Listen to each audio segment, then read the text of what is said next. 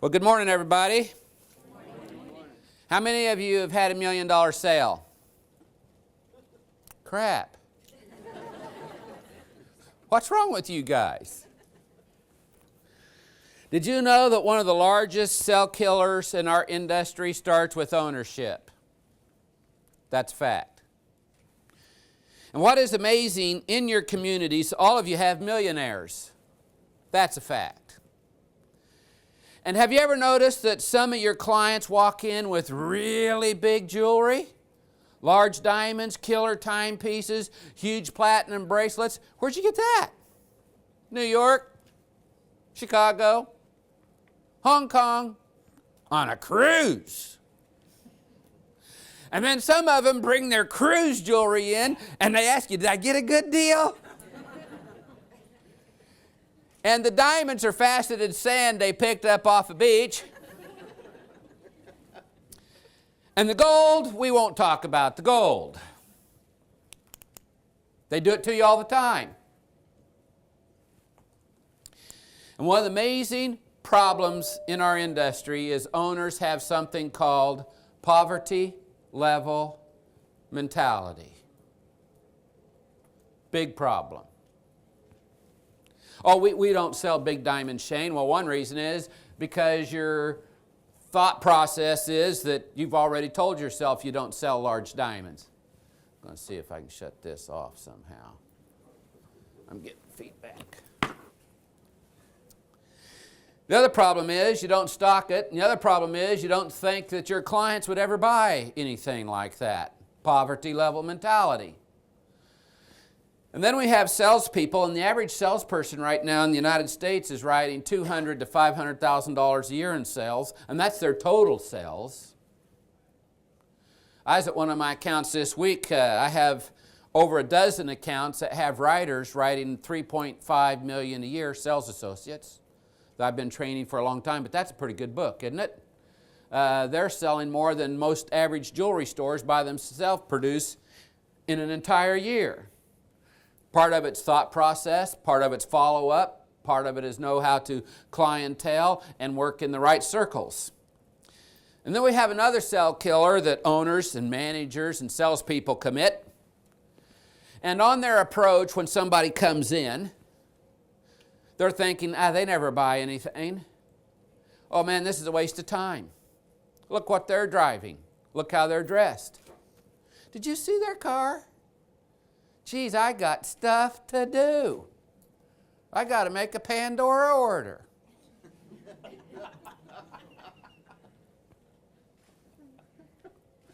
Sorry. I got to order some $30 beads. And so on your approach, mentally you've already killed the sale. Because you already told yourself they never buy anything or they can't afford it. Yet, all of you have millionaires. Go ahead. All of you have millionaires that walk in every day. And then you've got the people that walk in and dress like they have a lot of money that don't have much. And then the ones that don't have much money or look like they have much money have a whole lot of money. It's a game people play, and they play it everywhere. About 3 weeks ago, or 4, I lose track of time. I've flown all over the United States in the last 4 weeks. A gentleman came in, high-end jewelry store that I was doing some training in. Had on kind of old-looking boots, Carhartt pants, and a Carhartt coat with big pockets. And was standing there and pulled out a Ziploc freezer bag of gold. About a pound. About a pound. His wife and he had been collecting for about 40 years, herringbone chains, class rings, old wedding bands, all kinds of stuff, about a pound. And of course everybody that brings in gold needs gas money and they're hungry, right? And we choose who we want to wow. And you should wow everybody, but we choose that also. And a young man came in, pulled up in a fairly nice car, had on his slacks, his white shirt and tie, waiting for a battery. And I just got done doing a presentation in this store. And man, they were showing this young guy in the white shirt and the tie. He had a gorgeous diamond in his hand. And they found out he'd been unemployed for 2 years. I went out to work with another employee and on some one-on-one sales training that I do. And the gentleman with the bag of gold, because I always wear black suits and white shirts, he says, "Excuse me, but do you work here?" And I said, "No, but I'll be glad to help you with anything." I said, "I'm a friend of the family." And he said, "Well, can I see one of those?" See, the guy waiting for the battery had the diamond in his hand, and the guy in the shabby clothes with a pound of gold didn't have anything in his hand but a pound of gold. And so I got a sales associate to start talking to him, and they found out that he was a surgeon at the hospital. But they'd had kind of a cruddy winter, and it was his day off, and he was raking the leaves up and cleaning up his yard and making it look nice for spring.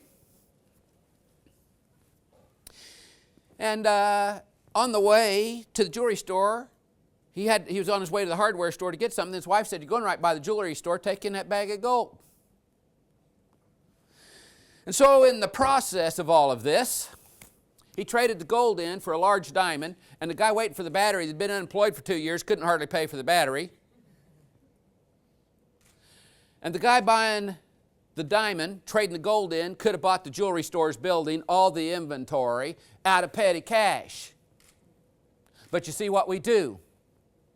Assuming is a major cell killer. Poverty level mentality is a major cell killer. And when you go to an automobile dealership and it's a little lot and they got a couple of acres of cars and they got 200 or 300 cars, they're going to sell 200 or 300 cars a year. And in your cities and in your areas, there's the automobile dealers that has 1,000 acres and he's got 1,000 cars and he's going to sell 1,000 cars. If you have a little inventory, you sell a little. If you have a lot of inventory, you sell a lot. Inventory will obviously control a lot of your volume. Now, I want you to be smart with it, but you guys, if you don't have diamonds or large diamonds, you're not going to sell any. This year, one of my accounts sold an 11-carat Paraíba. Their research, not mine, their research found out that it was the 5th largest one found in the world in the last couple of years, I guess. And that's what they told me, but it was 1.1 million. An 11-carat Paraíba. Now, do you know why they sold it? I can't hear you. Oh, yeah. Another one of my accounts sold $1 million diamond this year. Another one sold a $2 million diamond. And this is April? A $2 million diamond. Oh, the $1 million diamond was sold in a store in Arkansas. Arkansas.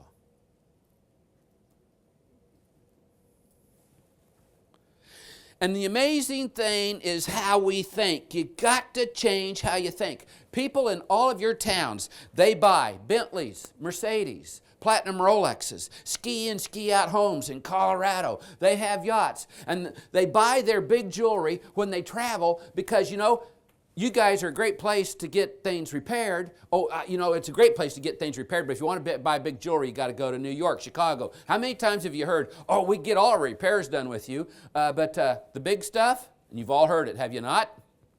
Change how they think. And you got to change how you think and how you sell. And that doesn't mean that you go buy $1 million diamonds. There's a lot of ways to create the sale and have it sent to you. A $5,000 sale is easier to close than a $1,000 one. In fact, the $1,000 sale is one of your hardest ones because the guy's going, "Dang, $1,000. My credit cards are maxed out. Cards are maxed out. I got a little bit in the checkbook. Wife's got that. I got $20. That's $1,000. Now, a $5,000 sale is easier to close than $1,000. A $10,000 is easier than $5,000. A $100,000 sale, the average $100,000 sale in our industry takes 15 minutes. Do you know how hard you work for a $2,000 one? It's unbelievable.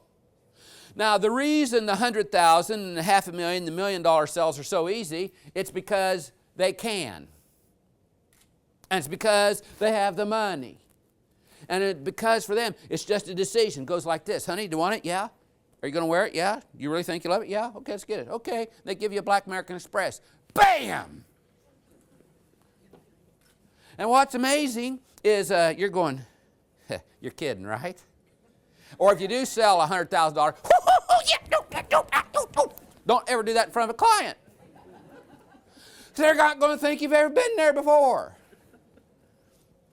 And then when somebody does a really awesome sell that's never done one, you're so bad, nobody can stand you the rest of the day. I'm so bad, man. I'm so bad. I'm so bad. Nobody can stand you. I can't stand you either, but I mean, it's nice you did it. So what does it take? First of all,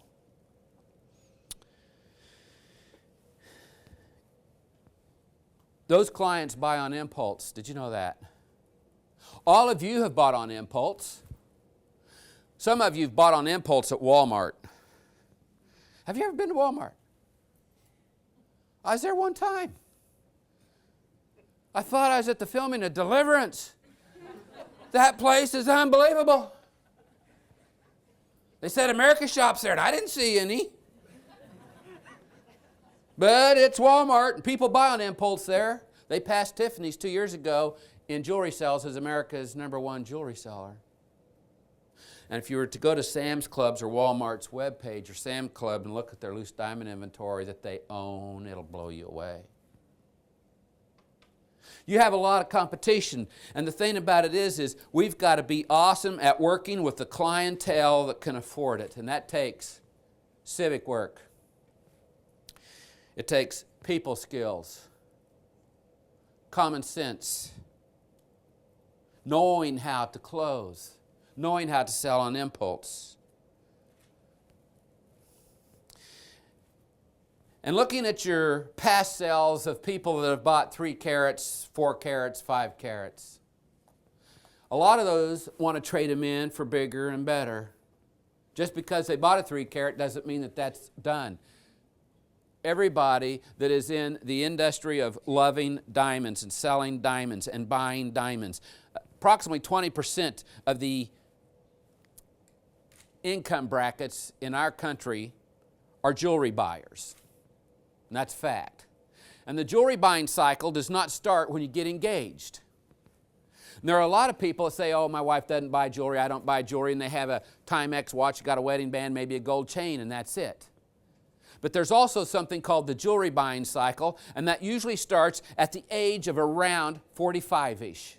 Now that's when their house is paid for, their kids are out of college, wife goes back to work, and there are people that love coming in that are good every year for a little pop and a big pop. And you know who they are. If you've been selling very long, they come in every year. And the little pop might be Valentine's Day or Christmas, and the big pop might be anniversary. So you've got people that start what's called their jewelry buying cycle. And one of the cool things about this is they will tell 10 people, goes like this. Where'd you get that tennis bracelet? Oh, my husband got it for me for our 25th anniversary. He got it from such and such jewelers. And they start bragging about you. Now, what is amazing, if you walk somebody, you didn't close it the day they start their jewelry buying cycle, and you walked them for 20 years, you just didn't walk them. You see, when you're in your jewelry buying cycle, that family or person or whoever's in it, in that 20 years, will get you 10 loyalists.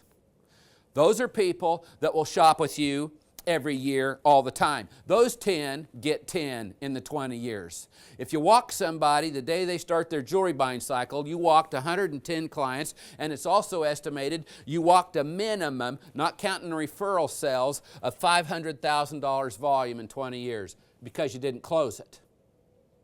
Now, what is interesting about large ticket sales? When somebody sees a 2 carat on somebody's hand or a 3 and they're at the country club or they're eating out or wherever they're at, where'd you get that? Man, that's awesome. Where'd you get those 4 carat total weight studs? Because ladies that are fashionable and men that like buying their wives diamonds, they notice other people that are wearing large jewelry. Is that a fact? All right, time out. We're not going any further for a moment. Let me see the hands of those of you in this room that have been in the jewelry industry over 5 years. Thank you. Keep them up. Keep them up. How many of you have on a 2 carat? Now, we're supposed to be, you can put it down now. Unless you want to put them both up, that'll work too. Yellow or Yellow or white? She has both. Now here's what's interesting. The wealthy come in and they look at your hands. I have lawnmower mechanics I've worked with that wears more jewelry than this man does sitting on the front row. That's it. No, he's got on a little ringy. And so the wealthy come in and they're looking at your hands, your ears. And ladies, you guys are, you're the fashion models in the jewelry stores. You got to put it on. You got to wear the studs and the inline diamond bracelet and the big pendants because they look at your hands. You're the first representation that they see. They see you out. But you see, when you sell big pieces, and the wealthy are at the country club, and they go, where'd you get that? Oh, I got it from such and such jewelers. Now you're starting to get what's called jewelry momentum just from wearing it or having your pieces sold on somebody else where the rich go and the rich see it. Now listen to this. The average closing ratio right now in mall stores, I'm going to talk about closes. I got a presentation that's all on closing the sale, is 8%. In independently owned jewelry stores that are attached to other buildings, it's 23 to 27. And freestanding jewelry stores that have their own parking lot, their closing ratios are around 33 to 35%, depending on also if they're branded, it goes up. When you're working with the wealthy, people making over 150, 200,000 a year, the millionaires, closing ratio with them goes up over 50%. Did you hear that? First of all, because they can afford it. All right? Number two, because they can. Number three, because they want it. Number four, because it's a decision. And number five, you have it. If it's a referral from a wealthy client, they see a large diamond on somebody at the country club and they're eating out. They go, where'd you get that? No, I got that at such and such jewelers. And they come in and they want to start talking to you about it. The closing ratio on the 6- and 7-digit year wage earners from a referral, never been in before, but a referral sends them in, is over 90%. National closing ratio when they walk in is 23. Closing ratio on wealthy when they come in from a referral is over 90%.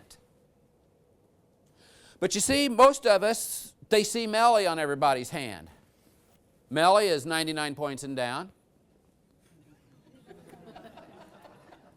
And you guys wear Melly.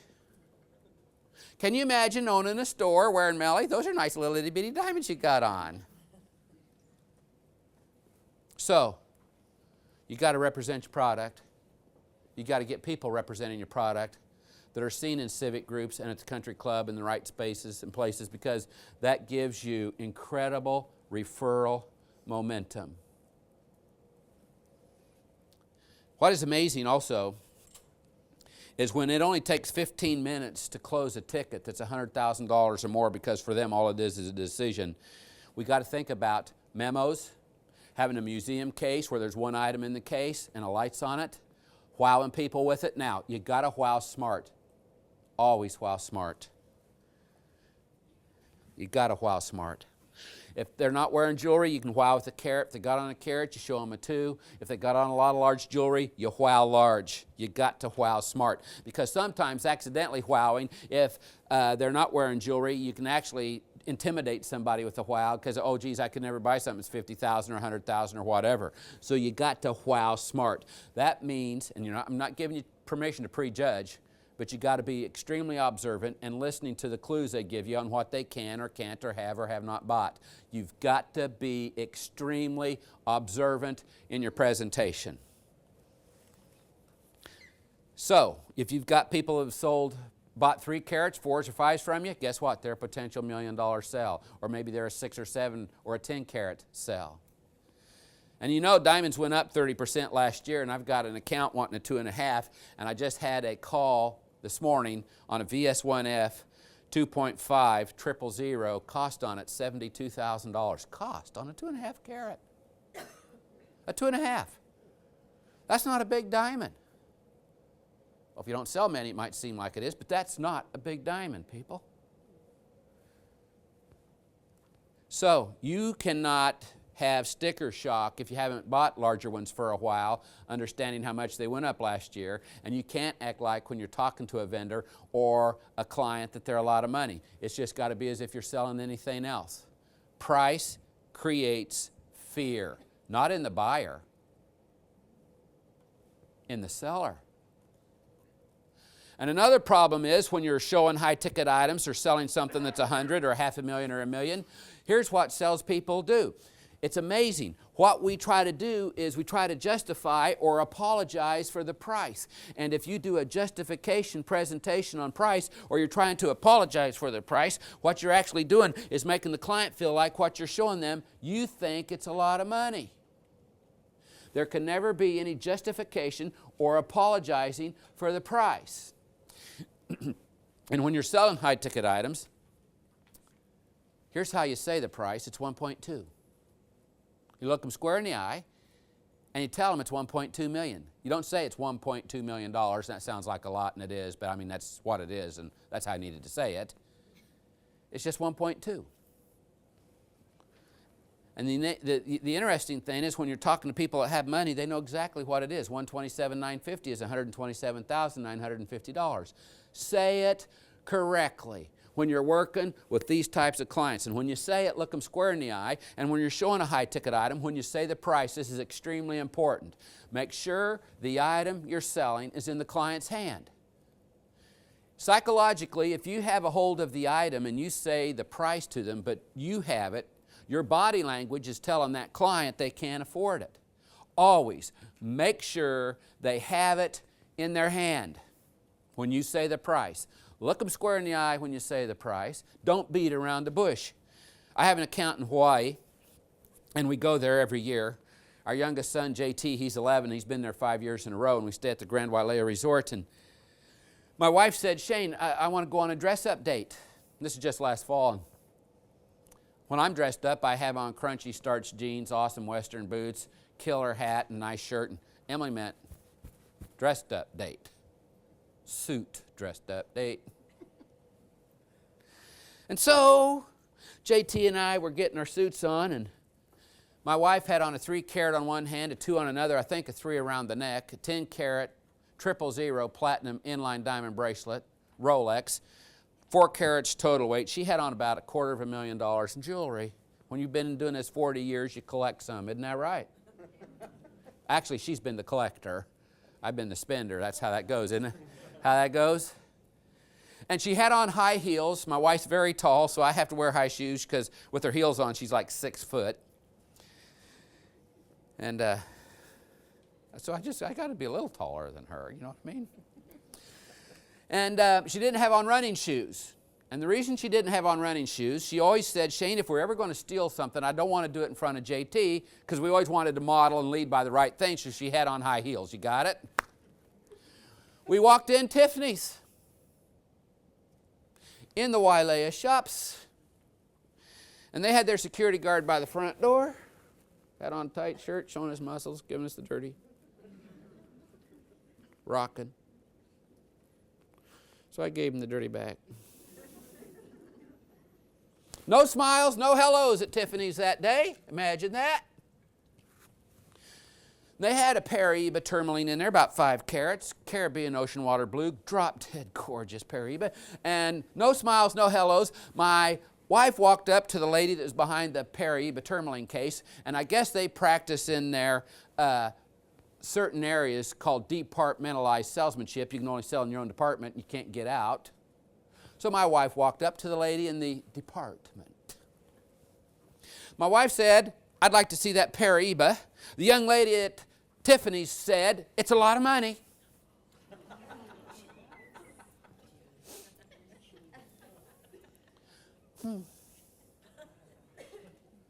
My wife said, I'd like to see it. With a disgusted look on her face, because she had to unlock a case, bend over and grab something. And they weren't doing anything when we came in, so I'm sure this was a huge irritation, because she is one of those that wanted to look busy when she wasn't busy, so she didn't have to be busy when she didn't really want anything to do.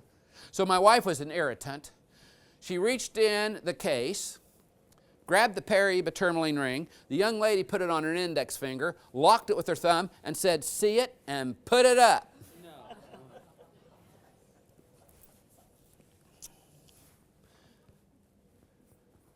Fired! That's what I'd have done. On the way, you about jumped out of your skin, young lady. You're awake now, aren't you? Drink some more coffee. I mean, I tell you what, she left her shoes and her skin right in the sheet there. On the way out, JT, he's 10 years old at that time, goes, "Dad,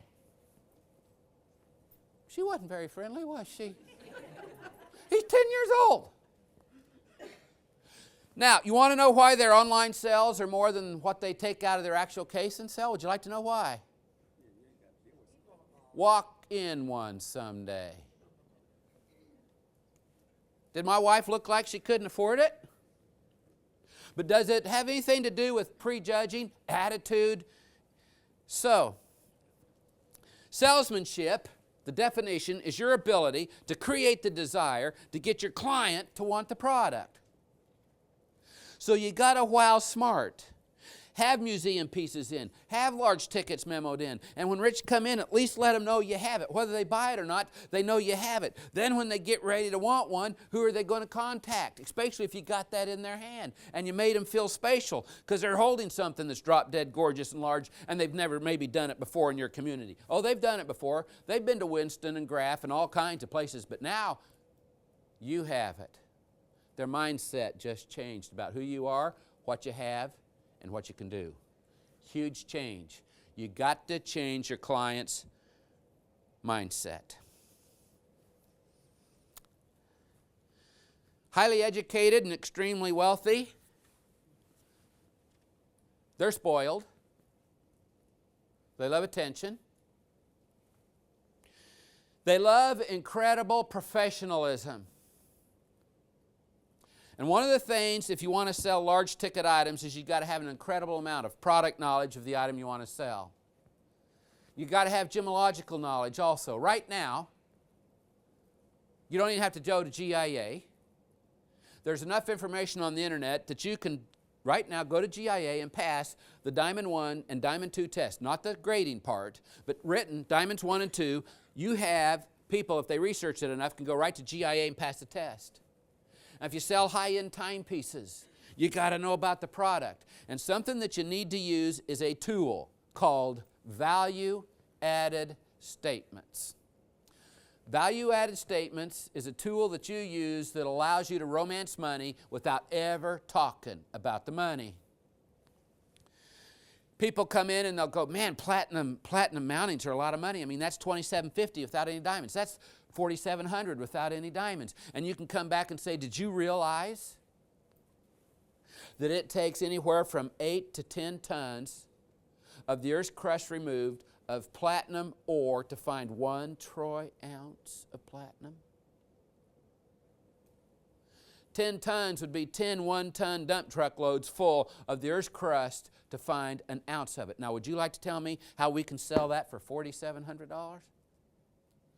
So one of the things that you guys have to do is you've got to have value-added statements. Value-added statements are facts that drive up the perceived value in the client's mind. Another problem we have, and you guys have not done a good job of doing this, and I'm sorry I'm telling you this, but everybody thinks jewelers have high markups.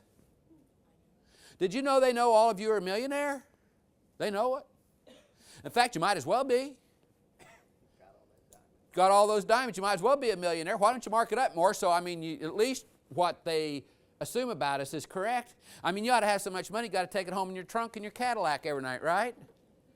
Hey, while we're talking about Cadillacs, how many of you in here drive BMWs, Mercedes-Benz, Cadillacs, Corvettes, anything like that? Let me see the hands of those drivers. All right, how many of you that have your hands up have on a 2-carat? Why is your car more important than your business? Sorry. No, I'm not. And so there are value-added statements on high-end timepieces. It takes a year to build a Rolex President. How can a ever read President Meteorite Diamond Dial. How can you sell that for $42,950? And the meteorite really is a meteorite. It really is from out of the world. And they slice it so thin. Gosh, that's drop dead gorgeous. I'd be showing them to everybody that came in. How can you sell that for $42,950? And then they want you to negotiate it because you guys don't even believe in the prices. So, value-added statements. So I got a challenge for all of you. When you go back home, I would like for you to have your managers, all your salespeople, give each one a different product.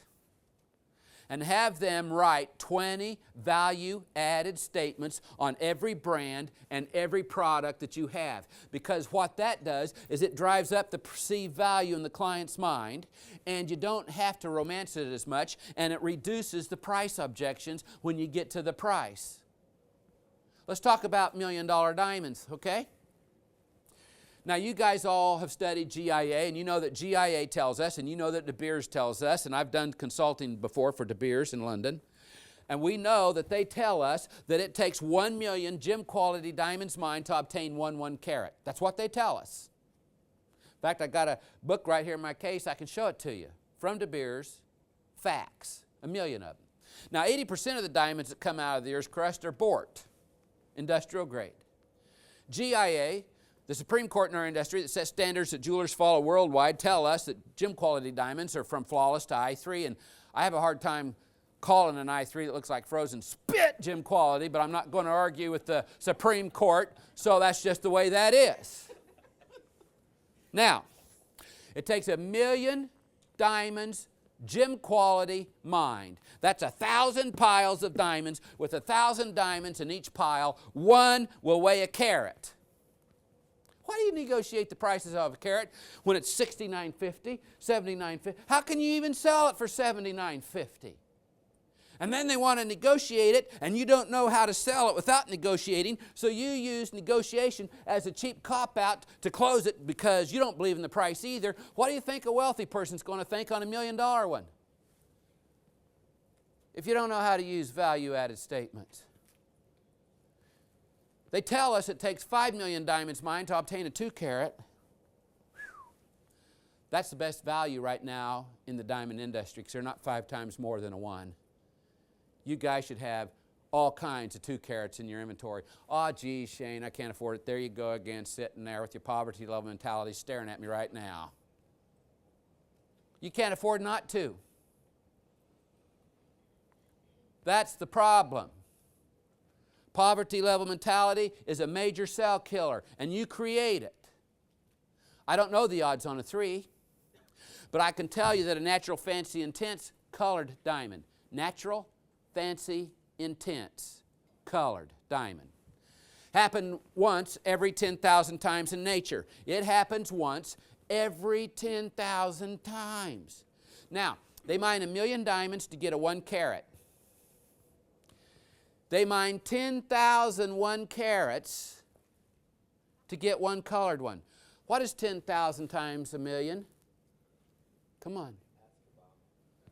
Ask Obama.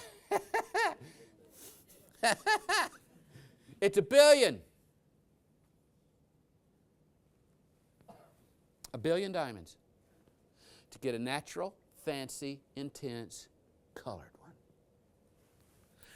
Now, one of my accounts in Oregon not too long ago just sold a natural, fancy, intense, saturated pink, VS1, 2 matching lab reports for $1,100,000. Now, I'd like to know how you can sell something for $1,100,000 and it took $1 billion to find it. Huh? Did they negotiate it? Not a nickel. A young lady bought it. She was in her early 30s, pulled up in a white Tahoe, had her hair in a ponytail, blue jeans. I was in the store, had on tennis shoes and an old sweatshirt. And she wrote a check. And she called and asked her husband, she said, "Do we have enough money in the checking account?" That's a great phone call. Can you imagine that? Honey, do we have $1.1 million in our checking account? Now, do you want to know why she bought it? Because she could? Because she could. I want to ask you a question. Was it a lot of money? Not to her. Was it a lot of money? No. If anybody in here shakes your head up and down, there's the door. It wasn't. No poverty level mentality. They just had it memoed in to show people. It was in the museum case. Oh, did I tell you that she went in to get a battery put in her watch? That's all. And they handed it to her. They threw in the battery. They let her have it. They did that for free. She's wearing it too. They made her a mounting. Wearing it. So, you got to have the inventory. You got to do the civic work. You got to have your product seen where the wealthy people are hanging out. And you do have people in your towns that buy Bentleys and ski out homes, and they buy boats and they buy yachts, and you got to work on having no prejudging going on in your store all the time. Everybody should be wowed. Biggest missed sell. Now, some of the things that you got to do just to sell $1 million in a year, all right? Just to sell $1 million, not have $1 million sale. You got to be awesome at romancing the product. And that takes two knowledges. It takes product knowledge and gemological. You've got to be awesome at romancing the product. And in a presentation, romancing is usually 70 to 80% of your presentation time. And there's three things romanced. There's the beauty of the item. And what is amazing to me is you guys hire new people that have never sold jewelry. Most of you set them up to fail, but you hire new people. And then you got the people that have been in your store selling for you 10, 15 years, selling $300,000 to $500,000, not much, but that's what they're selling. And your new person comes in with all this enthusiasm, and she's setting up the diamonds. Wow, look at that. Is that a real? Oh, I got to have one of those. And man, they're trying on a carat and a half. They're playing in the jewelry, and the veteran's going, just put the crap out. It's just a diamond. And I write articles for in-store about wowing, and people email me back, and they go, Shane, nothing wows me anymore. And I email them back. Is it about you? Who's it about? Crap, we put it out every morning. We put it away every night. Put it out every morning. Why don't you just leave it out? Why don't you just leave it put up, and if somebody wants something, you'll go get it. That's better. Don't got to pay everybody to put your crap out every morning. So your veterans, they get desensitized and jaded. And we don't want to self-improve anymore. Well, I don't need GIA. Really? I don't need to do diamonds 1 and 2. I sell some. Really? My record's 16 in 1 day over a carat. That's my record. That's how many I've sold in 1 day over a carat. Got to have them. Didn't have a sale. Wasn't an event. Just people been wild for 7 years, and it was a weird moon. I think a werewolf was out and sucked all their blood out. That's what I think. But anyway, you got to change your veterans' attitude about the product. And a lot of you have people working for you. It's just a job. I don't need that.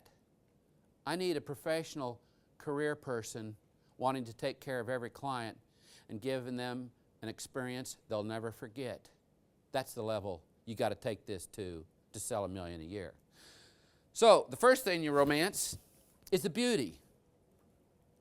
Second, you romance value-added statements. Oh, that's where that comes in, getting the perceived value to go up, giving them facts about the product without ever talking about money. Third thing you romance, clients give you something called trigger words. And they'll come in and they'll say, my wife's always dreamed of. It's our 30th anniversary. We just had our 4th baby. Just because. Christmas, Hanukkah, and you got the doghouse key getter outer. You do. Men do this. Women don't do this. I've never had a lady walk in a jewelry store and go, I'm in trouble. Men, and when they come in and go, oh, I'm in trouble, you always think they did the big nasty. Now, most of the time they didn't. Sometimes we won't go there. But my best get you out of the doghouse ever in my life. And if you've heard the story before, I apologize for you hearing it again, but it's an awesome story. This guy came in, it was a hot day, and he had on Harley boots, Harley pants, Harley coat, Darth Vader hat. I didn't know it was John until he took his helmet off. Brand new, authoritative, loud, rumbling Harley sitting in front of the store, and he walks in and he goes, "Shane, I can't go home. That's bad." "You can't go home." "No, I can't go home." "What'd you do?" Now, let me tell you what we do in our industry. When somebody says they're in the doghouse, can't go home, in our industry, because we work with feelings and emotions, you always ask them, because you practice psychology, "What'd you do?" And you base how much they have to spend on how bad their bad was. Is that not fact? Yeah, it's fact. Mm-hmm. And so he goes, "Shane, my buddies came by this morning, said, 'John, you want to go to the Harley shop?' I said, 'Yes.' My wife said, 'You can have a coach, you can do this, you can do that.' But when we got married, she said, 'Over my dead body, will you ever have a Harley?' On the way out the door, the last thing she said is, 'You know the rules, boy.' I bought one."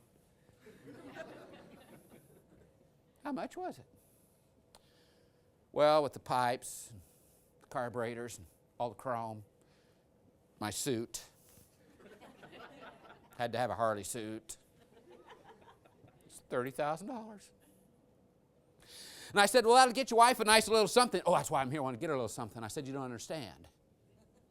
Now, to give you an idea how long ago this was, that was a Lazar Kaplan 2-carat center, a Lazar Kaplan carat on each side, 4-carat total weight, J-Bell die-struck ring in 18-carat and white, and it was $32,950. Now, that ring today would be $90, would it not?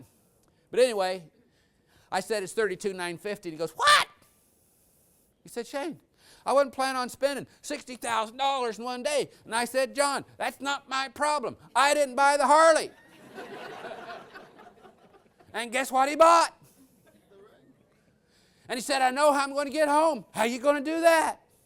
"Well, I'm going to get going really fast, pulling the clutch and shut it off and coast." "Then what are you going to do?" "I don't know. I'll figure that out when I get there." But I never did get the ring back.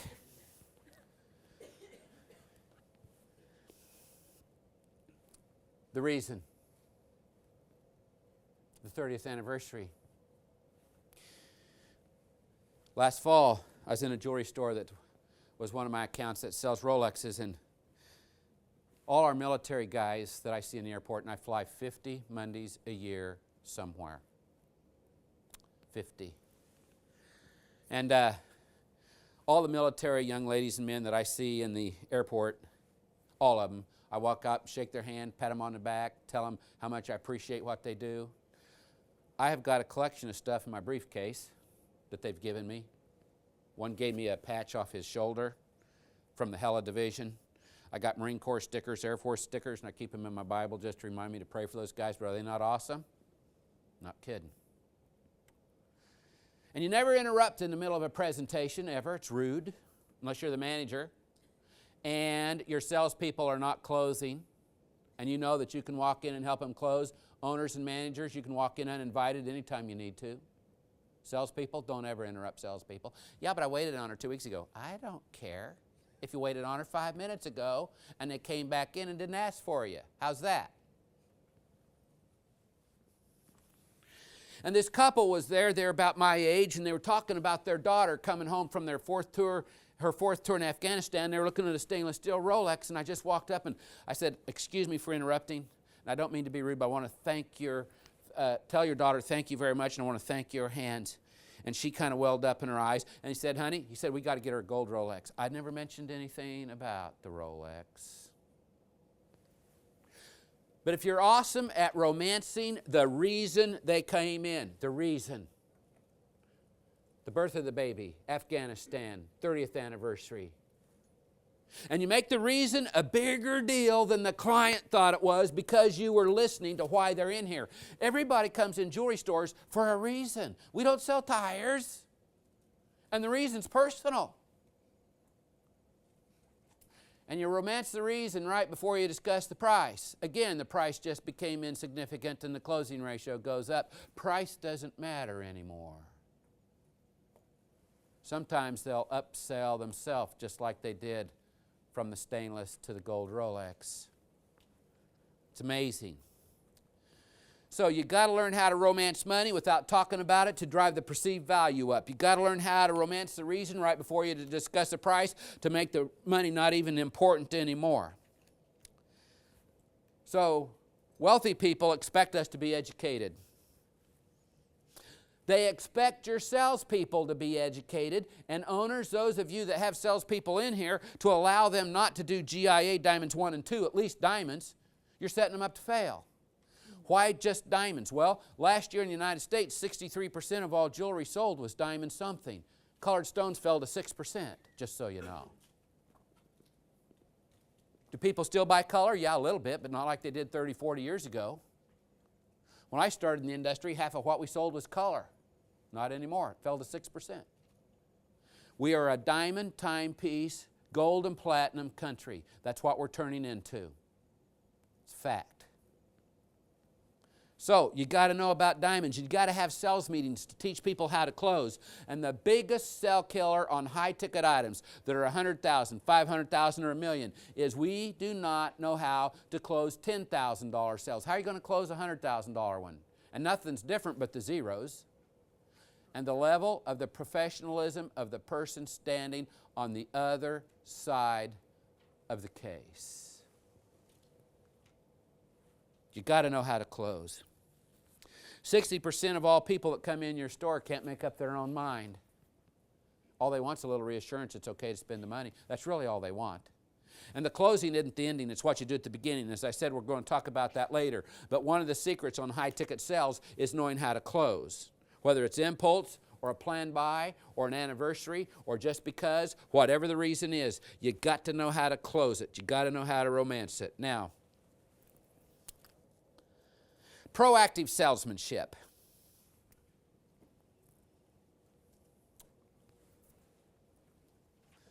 How many of your clients, let me rephrase this. How many of you send out thank you cards on every sales slip? 10%. Why don't the rest of you? You should send them out on everybody coming in to get a battery put in a timepiece, every repair picked up.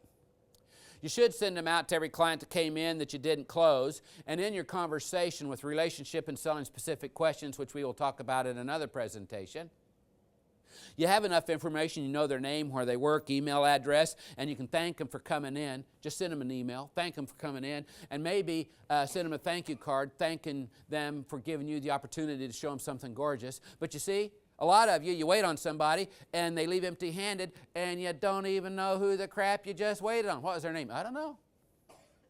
What do they do? I don't know. Where are they from? I don't know. Well, what were they looking at? 1 carat? Why didn't you close it? I don't know. Are they coming back? No.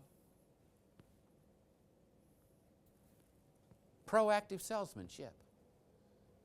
You got to gather enough information that you can follow up with everybody that came in you didn't close, so you can send them a card, follow it up with an email or text or phone call. What is amazing is I got an account in Pennsylvania close to the East Coast, and they have one store, and they did a 6-month interview of their clients that were picking up a repair. And they said, how do you want to be contacted? Text, email, or phone call?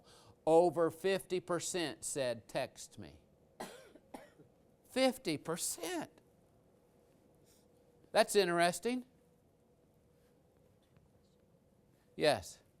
Is it appropriate to write a thank you note in any of those fashions, or should you still handwrite the thank you note if they purchase? Don't print from a computer. No. Handwrite them all. Handwrite them, Yes. not email or text. No, all purchases is a handwritten thank you card. And people say my writing's sloppy. Well, write neat. All right? I don't like my writing and you can't read it. You know, that's a choice. And that's a crappy cop-out. Write neat.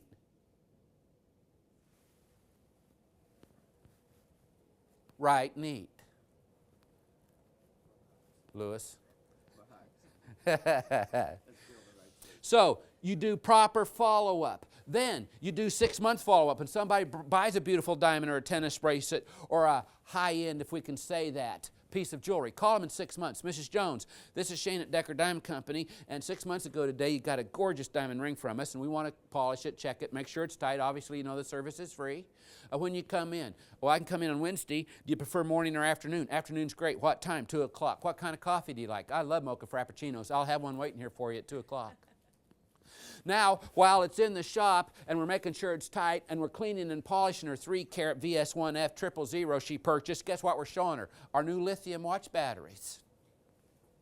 Is that what we're doing? Or do we know that she loves large diamonds, and now we're showing her the studs that match, the pendant that match, the inline diamond bracelet that matches. But guess what? This is how you build people that become habit clients, and they're in their 20-year buying cycle. Now, here's what's cool about the 20-year buying cycle, and this is a point that's very important. Are you ready? Almost every large purchase, not the little pop they come in for every year, but almost every large purchase the next year is larger than the last year's. And then the next year's is larger. Then the next year is larger. Then the next year is larger. And all of a sudden you're selling a $100,000 item, then a $150,000, then a $250,000, then a $500,000. Why? Because you are building a relationship with a person that can afford it, and they give you information, and you have to be the keeper of secrets. You've got to be the keeper of secrets.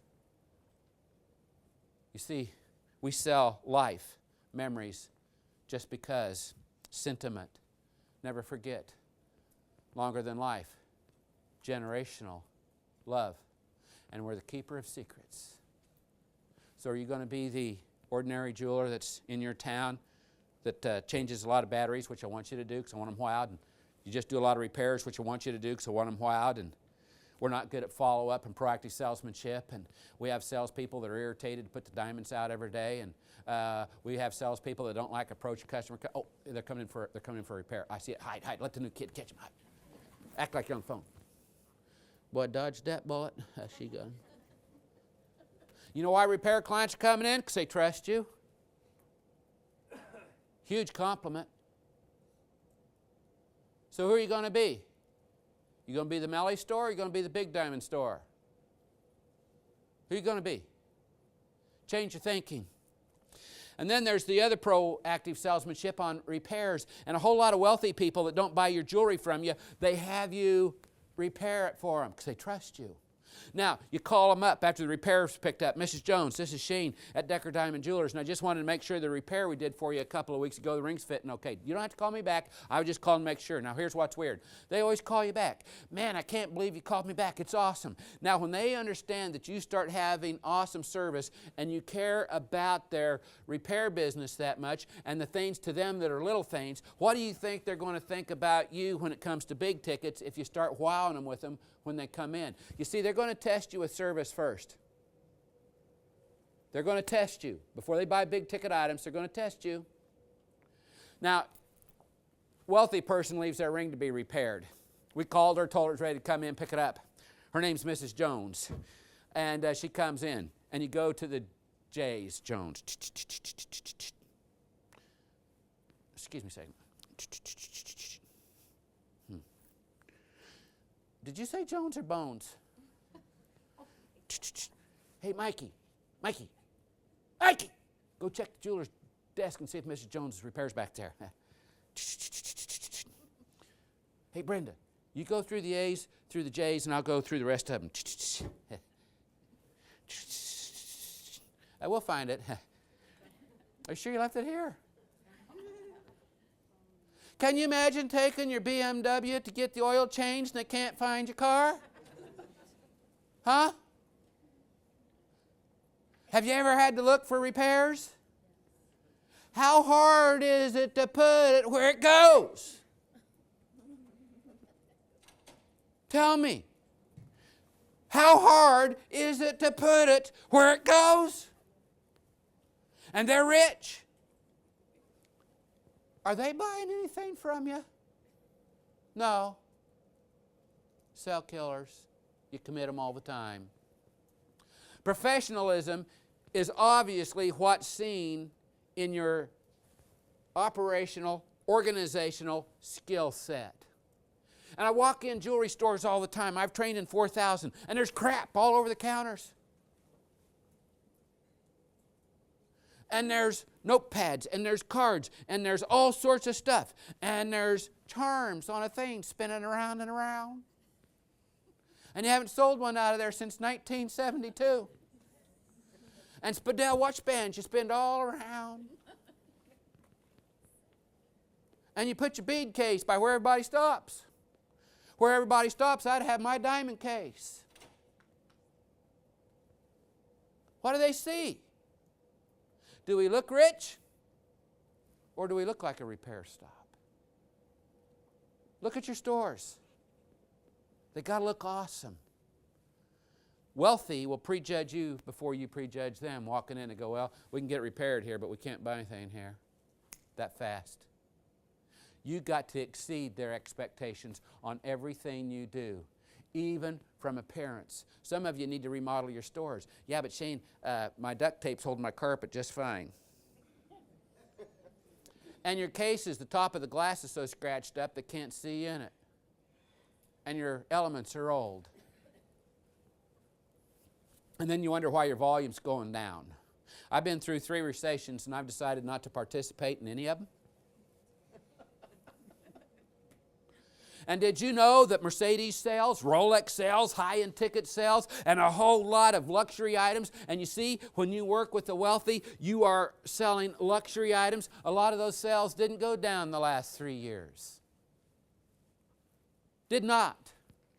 State of mind. What's your state? You want to sell large ticket items? You want to be known for selling big pieces? You want to sell $100,000 diamonds? You want to sell high-end estate pieces? You want to be the professional in your community that's so awesome the other stores shut down? Wow. Teach your people how to close. Teach them how to romance. Be seen in the right civic organizations. Get large ticket items on people that go to the country club that's going to brag about you, that's going to give you a 90% closing ratio plus when the wealthy comes in because they want that same experience. Train your people how to talk about money. Wow, high ticket items. Teach them how to add on. Talk to them about proactive salesmanships, follow-up, phone calls, emails, texting, calling people 6 months to bring something in. Those are the things you got to do. Don't come here and listen to me and say, oh, that was good, and write it down on a piece of paper and go home and go, man, that was really some good stuff, and then don't do any of it. This doesn't do any good to come listen and say, oh, that's great. I can make all of you great if you take this home and start doing it. How's that? You guys willing to change? I can't hear you. All right, who are you going to wow? Everybody. You going to teach your people how to close? Now, there's a lot of vendors here that have big diamonds. Don't say, oh, we can't afford them. Don't do that. You're becoming the sell killer. Memo some in. Put them in a museum case. Show them to people coming in. Let them know you have it. And when they're ready, because they know you have it, they're going to come see you. And they're not going to have to go to New York or Chicago because they know you have it. They know you don't have it. Change their opinion of you. Have it. Let them know you've got it. God bless all of you. Thanks for coming. Go tear it up.